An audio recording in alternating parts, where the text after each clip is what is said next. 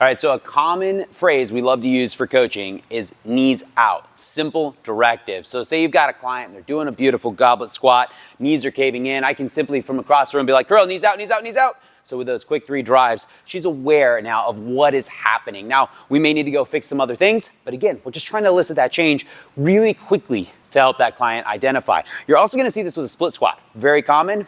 And it's a great way to use this exact same cue. So the split squat, oftentimes, it's a lack of glute med strength. We're getting that internal rotation to happen and collapsing of the hip. So knees out, knees out, knees out. So this is where I'm gonna apply as much physical contact with the client as possible as well. So I'm saying it, I'm giving it, and I'm gonna apply pressure simply with the open side on the back side of my hand on both of those moves. The squat, split squat works exactly the same.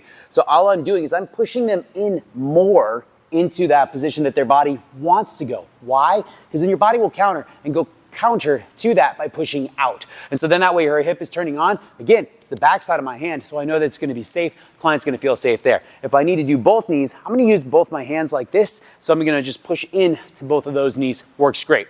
You're also gonna see this on things like a hip hinge. Maybe it's a trap bar deadlift, a crazy sumo deadlift even, where the knees cave all the way out, nice and wide. But it's gonna be that same concept, where when they're first lifting off, oftentimes it's just one knee, but often it's gonna be both. And I'm gonna be like, girl, knees out, knees out, knees out. Yeah, there we go, cool. Keep pushing. Yep, knees out.